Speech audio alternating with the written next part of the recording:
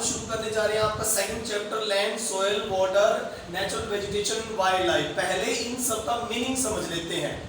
सबसे पहले जरूरी चीज होती है कि हम जो स्टडी करने जा रहे हैं उसके बारे में नॉलेज इकट्ठी करना कि ये क्या होती है लैंड्स, क्या होती है सोयल, क्या होता है वाटर, ठीक है, और natural vegetation and wild life resource क्या होते हैं, ठीक है।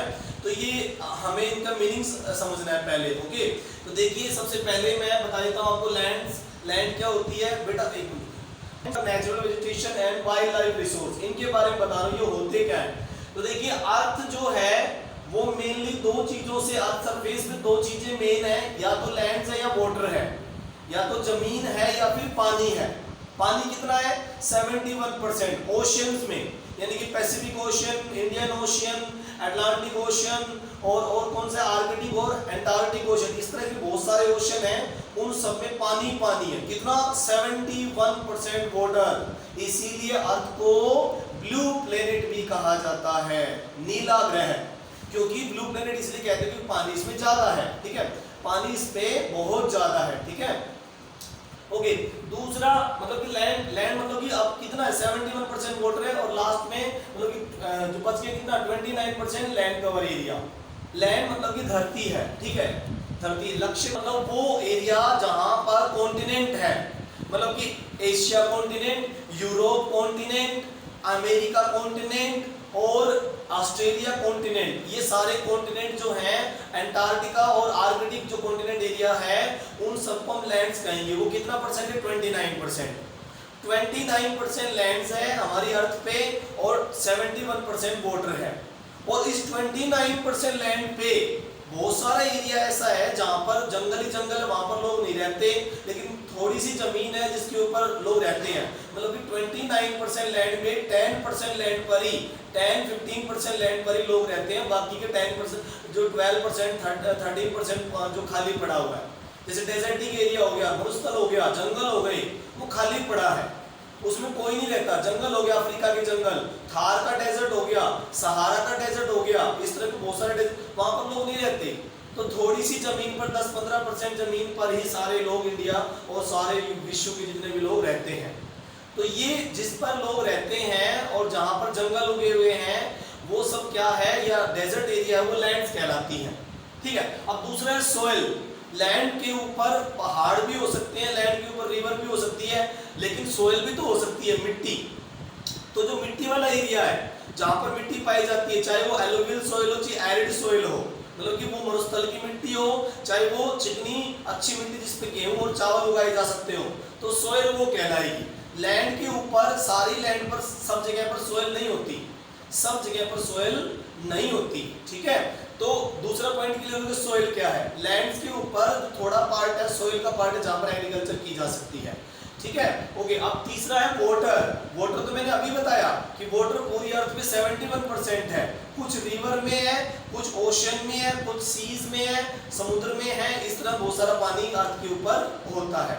लेक्स में है, पॉन्ड में है, बहुत सारा पानी है, ठीक है। और अंडरग्राउंड वाटर भी है, अंडरग्राउंड वाटर भी है, जमीन के नीचे भी पानी है। तो ये वो उसकी बात कर रहे हैं। और नेचुरल वेजिटेशन मतलब प्राकृतिक वनस्पति, जो पेड़ अपने आप ही उगते हैं। नेचुरल वेजिटेशन का मतलब ऐसी वेजिटेशन जिसको ह्यूमन हेल्प की जरूरत नहीं पड़ती, जिनको मानव की सहायता की जरूरत नहीं पड़ती, ना तो उन पेड़ों को उगाना पड़ता है और ना उनको पानी और खाद वगैरह देना पड़ता है, वो तो अपने आप ही उगते हैं, नेचर में अपने आप ही वो जो है बढ़ते हैं, ग्रो करते हैं। तो वो सब क्या होती है, नेचुरल वेजिटेशन होती है, जिसको ह्यूमन हेल्प के बिना अपने आप ही उगेगी, वो नेचुरल वेजिटेशन होती है। और अगला पॉइंट है हमारा वाइल्ड लाइफ रिसोर्स, मतलब कि जंगली जीवन, वाइल्ड लाइफ, जंगल के जो शेर, चीता, हिरण वगैरह जो कि घूमते फिरते हैं, उन सब के बारे में वाइल्ड लाइफ की बात कर रहे हैं, क्योंकि जहां पर नेचुरल वेजिटेशन होगी वहां पर वाइल्ड लाइफ भी मिलेगी। तो ये सब हमारे लिए संसाधन है, रिसोर्स है। लैंड भी हमारे लिए रिसोर्स है, हम उसका यूज करते हैं। सोइल भी हमारे लिए रिसोर्स है, उसका हम क्या करते हैं, एग्रीकल्चर करते हैं। वाटर हमारे लिए रिसोर्स है, हम ट्रांसपोर्ट भी करते हैं, ड्रिंकिंग पर्पस में भी यूज करते हैं। नेचुरल वेजिटेशन हमारे लिए रिसोर्स है, हम कागज वगैरह, लकड़ियां काटते हैं, फर्नीचर बनाते हैं, कागज वगैरह बनाते हैं, तो ये सब नेचुरल वेजिटेशन हमारे लिए फायदेमंद है। और वाइल्ड लाइफ रिसोर्स भी हमारे लिए बहुत फायदेमंद है। इस आपकी 8th की बुक में एनसीईआरटी में जो लेसन डाला गया है उसका बहुत अच्छा एक ऑब्जेक्टिव है कि आपको ये समझाया जाए कि आपके चारों तरफ जो इन्वायरमेंट है उस इन्वायरमेंट को आपको कितना फायदा है, उस इन्वायरमेंट, उस रिसोर्स का, वाइल्ड लाइफ रिसोर्स का, नेचुरल वेजिटेशन का, वाटर का, लैंड का, सोयल का आपको कितना फायदा है, कितना बेनिफिट है, आप कितना फायदा उठाते हो। नेचर के ये फ्री गिफ्ट है आपको। नेचर मतलब कि प्रकृति का फ्री गिफ्ट है आपको, ठीक है, और आप इनका यूज करते हो। ओके, अब देखिए सबसे पहला लैंड, ठीक है, हम इस लेसन को 2-3 क्लास में पूरा करेंगे, 2 क्लास 3 क्लास में पूरा हो जाएगा। अभी हम पहले लैंड के बारे में बात कर रहे हैं, सिर्फ एक टॉपिक लेंगे आज इस क्लास में, वो होगा लैंड, मतलब कि भूमि। लैंड को क्या कहते हैं? भूमि। भूमि, तो देखिए भूमि क्या है? इंपॉर्टेंट नेचुरल रिसोर्स है, सबसे इंपॉर्टेंट नेचुरल रिसोर्स है, प्राकृतिक संसाधन है हमारे पास में, क्योंकि इसके ऊपर आप बहुत सारा कंस्ट्रक्शन करते हो, कहीं रोड बनाते हो, कहीं पर बिल्डिंग बनाते हो, कहीं पर जो एग्रीकल्चर करते हो, कहीं पर जंगल उगे हुए हैं, तो इसलिए हमारे लिए बहुत इंपॉर्टेंट है ये। किसी भी कंट्री के लिए उसका लैंड बहुत इंपॉर्टेंट होता है। भारत की भूमि यानी कि इंडिया जो हमारा देश है उसका 3.28 मिलियन स्क्वायर किलोमीटर एरिया है। कितना है? 3.28 मिलियन स्क्वायर किलोमीटर एरिया, ठीक है, तो वो हमारी क्या लैंड है, हमारी भूमि है, और कोई इसको कब्जा नहीं सकता, ठीक है, तो ये हमारी भूमि, हमारा एरिया है ये, ठीक है, तो वो लैंड्स की बात कर रहा है। ओके, तो देखिए मैंने बताया आपको 29% अर्थ सरफेस पे लैंड्स है और 71% पे वाटर एरिया है, जो मैंने अभी बताया आपको कि वो पैसिफिक ओशन में है, अटलांटिक में है, इंडियन ओशन में है, और अरेबियन सी में है, और बे ऑफ बंगाल में है, आर्कटिक में है, एंटार्क्टिक में बहुत सारा पानी है, ठीक है। ओके, हमारी अर्थ पे जो लैंड पाई जाती है वो किस किस टाइप की होती है? Rugged topography. रगड टोपोग्राफी मतलब ऊंचा नीचा भाग, कहीं पर ऊंचाई है, कहीं पर निचाई है, कहीं पर बहुत ऊंचे ऊंचे माउंटेन है, स्टीप स्लोप्स ऑफ माउंटेन, कहीं पर बहुत ऊंचे ऊंचे माउंटेन भी हैं, कहीं पर बहुत ऊंचे ऊंचे माउंटेन है, और कहीं पर लो लेइंग लॉगिंग एरिया मतलब कि वैली एरिया। लो लेइंग लॉगिंग एरिया का मतलब होता है घाटी, दो पहाड़ों के बीच में से गुजरने वाला लो लेइंग एरिया, मतलब कि नीचे वाला एरिया, तो उसको घाटी कहते हैं, वैली कहते हैं। तो कहीं पर तो ऊंचा नीचा मैदान है, कहीं पर ऊंचे नीचे पठार है, प्लाट्यू है, कहीं पर स्टीप स्लोप वाले माउंटेन है। इस अर्थ पे, इस लैंड्स पे क्या क्या पाए जाते हैं? कहीं तो रगड टोपोग्राफी में ऊंचे नीचे भाग है, कहीं पर स्टीप स्लोप माउंटेन की ऊंची ढाल है, मतलब कि तेज ढाल है, और कहीं पर घाटी एरिया है, कहीं पर घाटी एरिया है। लो लेइंग लॉगिंग एरिया मतलब घाटी एरिया, वैली। दो पहाड़ों के बीच में जो जगह बसती है नीचे की तरफ वो घाटी कहलाती है, लो लेइंग लॉगिंग एरिया, ठीक है। ओके, कहीं पर मरुस्थल है, इस जमीन पर 29 पॉइंट लैंड पे 29% जो लैंड है हमारी, उसके ऊपर कहीं पर डेजर्ट एरिया भी है, कहीं पर मरुस्थल एरिया भी है, और कहीं पर गहरे गहरे जंगल भी हैं, थिक फॉरेस्ट, ठीक है, और कहीं पर फिर प्लेन एरिया भी है जिसे रिवर ने बनाया, रिवर डिपोजिशन हुआ है, रिवर ने मिट्टी बिछाई और मैदान बना दिए, प्लेन एरिया बना दिया।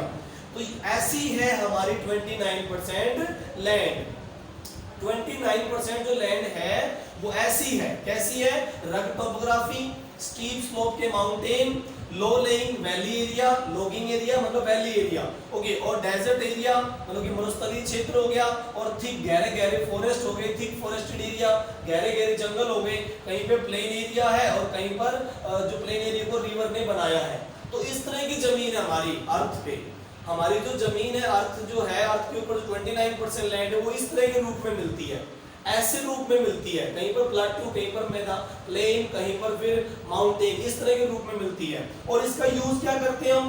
इसका यूज कुछ डिटरमाइनर के अकॉर्डिंग होता है, कुछ फैक्टर के अकॉर्डिंग होता है। डिटरमाइनर मतलब कि हम इनका यूज करेंगे तो उनकी क्वालिटी देखकर।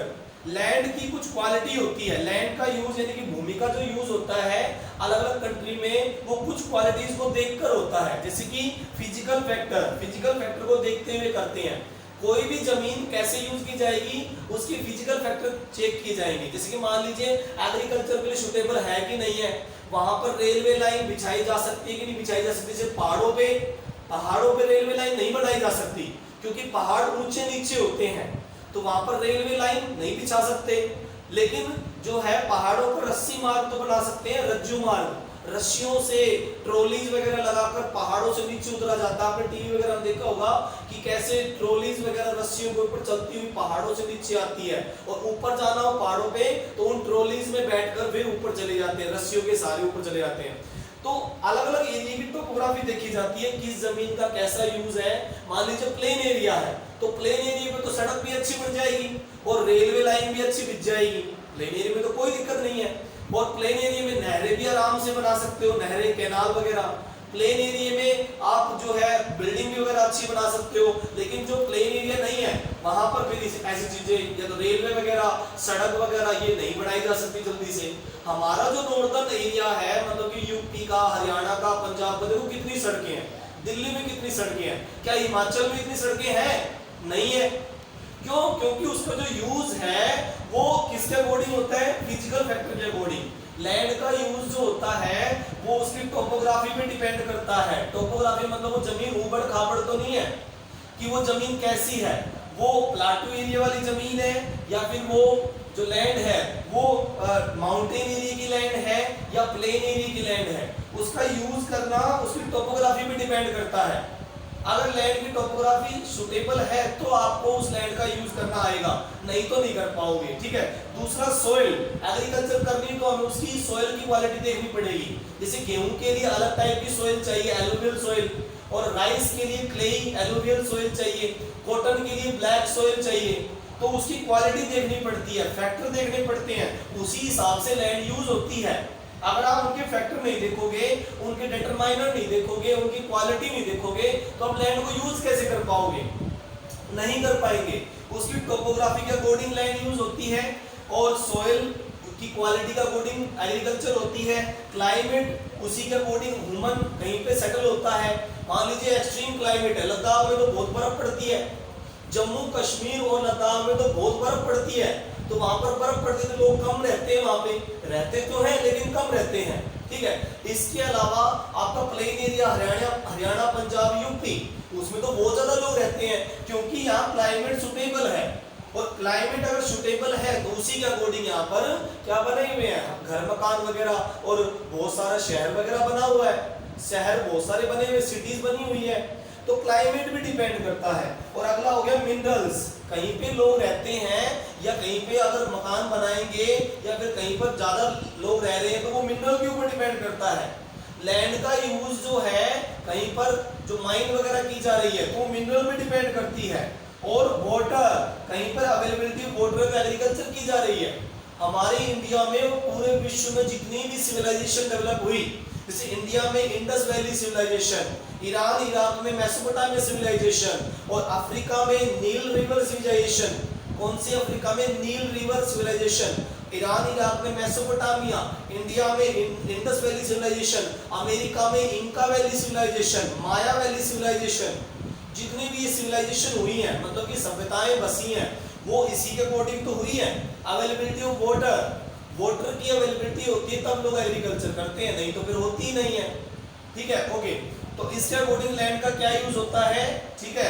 इसके अकॉर्डिंग लैंड का यूज होता है एग्रीकल्चर में। एग्रीकल्चर में लैंड यूज कर सकते हो, लेकिन क्वालिटी देखनी पड़ेगी, सोइल की क्वालिटी देखनी पड़ेगी वहां की, और टोपोग्राफी देखनी पड़ेगी। आप राइस को पहाड़ों पे नहीं उगा सकते, आप चाय को पहाड़ों पे उगा सकते हो। चाय के एग्रीकल्चर जो है, टी के एग्रीकल्चर आप टोपोग्राफी में पहाड़ों पे कर सकते हो, लेकिन चावल को नहीं उगा सकते। चावल को तो प्लेन एरिया चाहिए। उस जगह पर एग्रीकल्चर करते हुए हमें जमीन की टोपोग्राफी देखनी पड़ती है। उस समय हमें जमीन की टोपोग्राफी देखनी पड़ती है, उबड़ खाबड़ है कि ये प्लेन है, कैसी है। चाय को तो पहाड़ों पर लगा सकते हो, टी का प्लांटेशन पहाड़ों पे हो जाता है, आसाम में हो रहा है, दार्जिलिंग में हो रहा है, कर्नाटक में हो रहा है, अन्नामलाई, नीलगिरी, कार्डमम और नल्लामलाई की पहाड़ियां।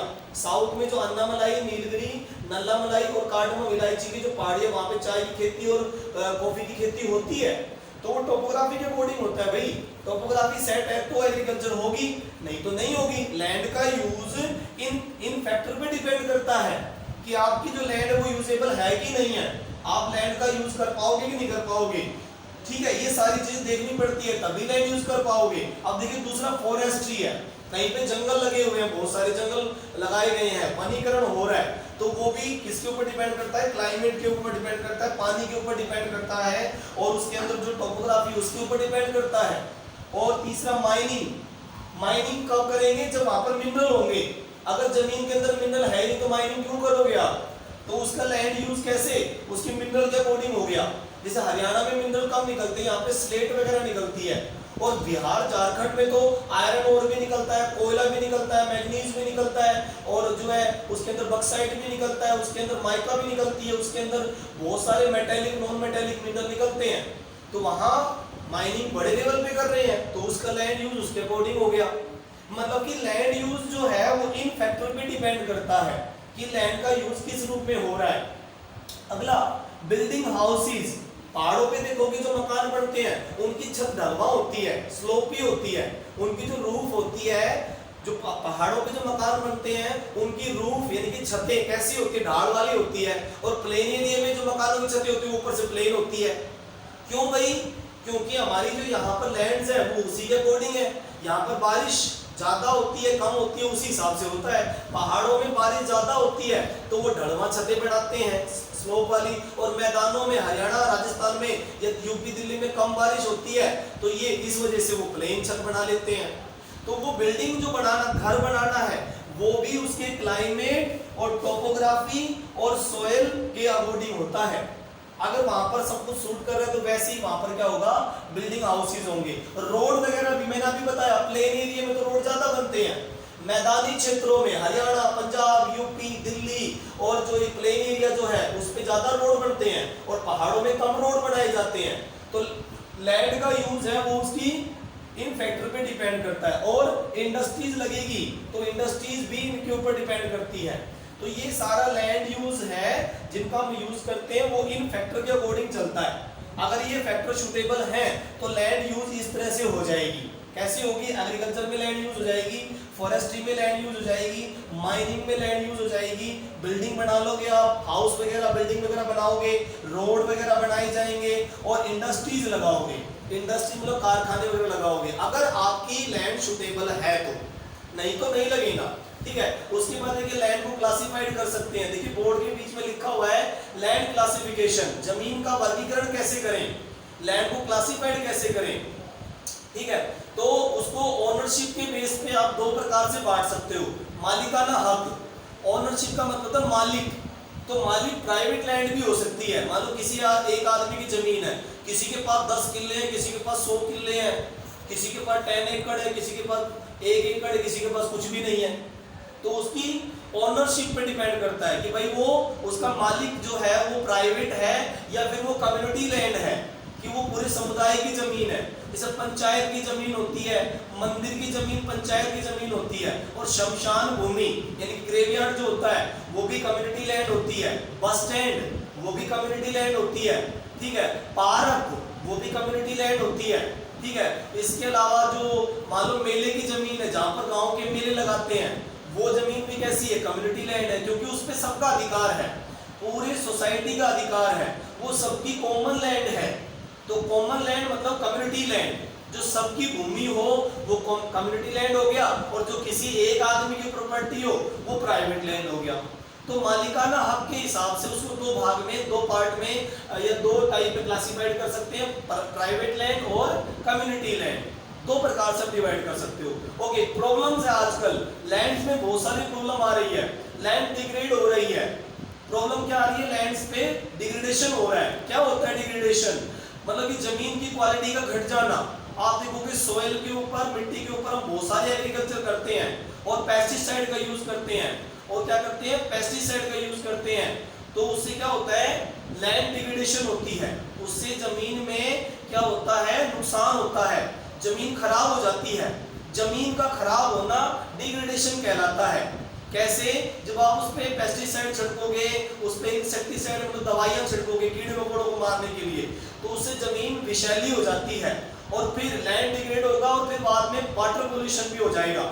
जब वो जहरीला पॉइजन जमीन के ऊपर से बारिश के पानी से बहता हुआ किसी तालाब में या नदी में जाके इकट्ठा होगा तो वाटर पोल्यूशन हो जाएगा।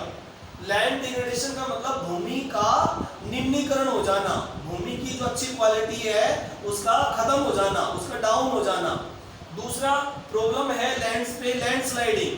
लैंडस्लाइडिंग हम क्या करते हैं, पहाड़ों के नीचे वाले स्लोप पे हम उसको काट के सड़क बना देते हैं, जैसे हिमाचल में कर रहे हैं, जम्मू कश्मीर में किया जा रहा है, सिक्किम में कर रहे हैं, अरुणाचल प्रदेश में किया गया है, और जो है आपका आसाम में किया गया है। तो पहाड़ों की जो नीचे की तलहटी होती है हम उसको काट के सड़क बनाते हैं, और जब अर्थक्वेक आते हैं तो लैंडस्लाइडिंग होती है, और ऊपर से पहाड़ों से पत्थर गिर गिर के सड़क के ऊपर आके गिरते हैं, और सड़क पे मान लीजिए कोई ट्रांसपोर्ट का साधन, कोई बस वगैरह कार वगैरह चल रही है, तो उसके ऊपर से आके पत्थर गिरेंगे, उसको क्या कहते हैं, लैंडस्लाइड कहते हैं। भूमि ऊपर से टूट टूट के, पहाड़ों से पत्थर टूट टूट के आएंगे और गिरेंगे, तो उसको हम क्या कहते हैं, लैंडस्लाइडिंग। लैंडस्लाइडिंग एक तो इस तरह होती है, दूसरी लैंडस्लाइडिंग होती है जमीन नीचे धंस जाती है। आपने कहीं पे माइनिंग की हुई है, आपने खनिज निकाल लिया, आपने कोयला निकाल लिया, जमीन से सुरंग खोदकर आपने माइनिंग करके निकाल लिया बाहर कोयला में आयरन वगैरह निकाल लिया, आपने मिनरल निकाल लिया आपने, तो नीचे की जमीन तो खोखली हो गई, नीचे की जमीन तो खोखली हो गई। अब नीचे की जमीन खोखली होने से ऊपर की जमीन नीचे धंस जाती है, ठीक है, उसको क्या कहते हैं, लैंडस्लाइडिंग कहते हैं। तो कितनी सारी प्रॉब्लम आ रही है, ठीक है। लैंड यूज जो बड़े लेवल पे हम कर रहे हैं उससे लैंड डिग्रेडेशन हो रहा है, लैंडस्लाइडिंग हो रहा है, सॉइल इरोजन हो रहा है, मिट्टी अपरदन, soil removal of top soil by rainfall by wind, removal of top soil मतलब कि ऊपर की अच्छी मिट्टी का बह जाना, उड़ जाना। अगर हवा तेज चलती राजस्थान में तो वो मिट्टी को उड़ा ले जाएगी, सॉइल इरोजन हो गया। अगर आपके हरियाणा में या यूपी में कहीं पर भी तेज बारिश होती है, ठीक है, तो उससे भी मिट्टी बह जाएगी, ठीक है, बह जाएगी। और डेजर्टिफिकेशन होता है, डेजर्टिफिकेशन मरुस्थलीकरण होने लगता है, मरुस्थल बन जाती है इस तरह से, क्योंकि जब कहीं पर पानी नहीं बरसेगा तो वहां पर क्या आ जाएगा, डेजर्टिफिकेशन हो जाएगा, मतलब वहां पर मरुस्थल बन जाएगा, जैसे कि राजस्थान में बना हुआ है। प्रॉब्लम क्या क्या आती है जब लैंड यूज करते हैं, तो लैंड डिग्रेडेशन होता है, लैंडस्लाइडिंग होता है, सॉइल इरोजन होता है और डेजर्टिफिकेशन होता है। ये सारी प्रॉब्लम आने लग जाती है। ओके, तो इन सारी प्रॉब्लम का रीजन क्या है, इन सारी प्रॉब्लम का रीजन है जब लैंड डिग्रेड होती है, लैंडस्लाइडिंग होता है, सॉइल इरोजन होता है या डेजर्टिफिकेशन होता है, तो उसका सबसे बड़ा रीजन है एक्सपेंशन ऑफ एग्रीकल्चर। एग्रीकल्चर का जितना बढ़ाव करोगे, जितना बढ़ेगी, उतना ही प्रॉब्लम आती चली जाएगी। हम जमीनों को साफ करते जाएंगे और प्रॉब्लम बढ़ती चली जाएगी, ठीक है। और कंस्ट्रक्शन एक्टिविटी करोगे तब भी ऐसा होता है, आप बड़े लेवल पे कंस्ट्रक्शन कर रहे हो तब भी प्रॉब्लम आती है, लैंड डिग्रेडेशन होने लग जाता है। कंस्ट्रक्शन मतलब बिल्डिंग बना रहे हो, डैम बना रहे हो, सड़क बना रहे हो, तो वो सब उससे क्या होता है, जो है प्रॉब्लम आती है, और उससे कंजर्वेशन ऑफ लैंड रिसोर्स। तो देखिए कंजर्वेशन क्या है, इस जमीन को बचाना। अगर जमीनें खराब हो रही है तो उसको बचाया कैसे जाए, conservation of land resource, conservation of land resource कैसे बचाया जाए। तो बचाना जरूरी भी है बचाना, क्योंकि अगर जमीनें इसी तरह खराब होती रहेगी तो आपके पास तो लिमिटेड लैंड है। इंडिया के पास जितनी जमीन है क्या वो बढ़ रही है, नहीं बढ़ रही। जो हमारी बाउंड्री बनी हुई है, जो पाकिस्तान के साथ बाउंड्री, चाइना के साथ बाउंड्री, अलग अलग कंट्रीज के साथ बाउंड्री, वो तो सेम है, वो तो बढ़ नहीं रही है। तो अगर हमारे पास लिमिटेड लैंड है तो हमारी जमीनों को बचाना जरूरी है, और जमीनों को बचाना, उनकी प्रोटेक्शन करना कंजर्वेशन कहलाता है। कंजर्वेशन मतलब संरक्षण करना, जमीनों को बचाना, तो वो बचाना ही क्या है, कंजर्वेशन ऑफ लैंड रिसोर्स। तो क्यों करना जरूरी है, क्योंकि large scale destruction of forest cover and arable land, कि मतलब बहुत बड़े लेवल पे जंगल साफ कर दिए गए हैं, मतलब कि जंगल काट दिए गए हैं, इसलिए जमीनों को बचाना जरूरी है। अगर आप इसी तरह जंगल काटते रहोगे तो डेजर्ट बन जाएगा सारा एरिया, डेजर्टिफिकेशन हो जाएगा। ओके, और अरेबल लैंड यानी कि जो भूमि है, जो हमारे लिए अरेबल मतलब उपजाऊ भूमि, अरेबल लैंड का मतलब होता है उपजाऊ भूमि, फर्टाइल लैंड मतलब जिस पे एग्रीकल्चर की जाती है, वो खत्म हो जाएगी। अगर हम लैंड डिग्रेडेशन को रोकेंगे नहीं, कंजर्वेशन नहीं करेंगे, तो सारी जमीनें जो अरेबल लैंड है, जो कि उपजाऊ भूमि, वो खत्म हो जाएगी और सारे जंगल खत्म हो जाएंगे। इसके लिए हमें कुछ तरीके अपनाने होंगे। कंजर्वेशन यानी कि भूमि को बचाने का तरीका, नंबर 1 एफोरेस्टेशन, ज्यादा से ज्यादा पेड़ लगाए जाएं। अगर आप ज्यादा से ज्यादा पेड़ लगाते हो तो आप बहुत सारी प्रॉब्लम ठीक कर सकते हो। ठीक है। दूसरा पॉइंट लैंड रिक्लेमिनेशन। रिक्लेमेशन का मतलब है जमीन को जो खराब हुई उसको ठीक किया जाए। मान लीजिए कोई जमीन में खड्डे हो गए हैं या कहीं जमीन पर पत्थर ही पत्थर पड़े हुए हैं या वो जमीन बहुत बंजर हो गई है, तो उसके अंदर कुछ टेक्निक यूज करके अच्छी मिट्टी का मिक्सचर करके उसको ठीक किया जा सकता है। कोई बंजर पड़ी हुई भूमि को ठीक किया जाए तो वो लैंड रिक्लेमिनेशन कहलाता है। बंजर पड़ी हुई भूमि को ठीक करना, बेकार पड़ी हुई भूमि को ठीक करना लैंड रिक्लेमेशन कहलाता है। रिक्लेमेशन, ठीक है। ओके, लास्ट में करेंगे डाउट बेटा। रेगुलेटिंग, और तीसरा मेथड है regulating use of chemical pesticide and fertiliser, कि मगर अगर आप पेस्टिसाइड का सही तरीके से यूज करोगे, ज्यादा यूज नहीं करना। रेगुलेटिंग यूज का मतलब है ज्यादा यूज नहीं करना, ठीक है। और फर्टिलाइजर यानी कि उर्वरक जो एग्रीकल्चर में यूज किए जाते हैं फर्टिलाइजर, उनका भी कम यूज करना और केमिकल पेस्टिसाइड का भी कम यूज करना, ठीक है। उससे जमीन आपकी खराब नहीं होगी। और ओवर ग्रेजिंग को रोकना, चेक ऑन ओवर ग्रेजिंग, मतलब कि ज्यादा भूमि पर पशुओं को ना चराया जाए, उनको रोका जाए, क्योंकि पशुओं के खुर से जमीन हल्की हो जाती है और सॉइल इरोजन जल्दी हो जाता है। सॉइल इरोजन, मिट्टी का अपरदन जल्दी होता है, तो पशुओं को किसी एरिया में ज्यादा चराना नहीं चाहिए, ठीक है। ज्यादा सोइल, अब सोइल की बात करते हैं। Soil thin layer of granny substance, thin layer होती है, पतली सी लेयर होती है, ठीक है। और इसमें जो है अर्थ सरफेस के ऊपर ये बनी होती है, इसके अंदर ऑर्गेनिक मैटर, मिनरल्स और वेदर रॉक्स होती है। इनके अंदर ऑर्गेनिक मैटर और मिनरल्स और वेदर रॉक होती है, टूटी हुई चट्टानों के टुकड़े होते हैं, ओके।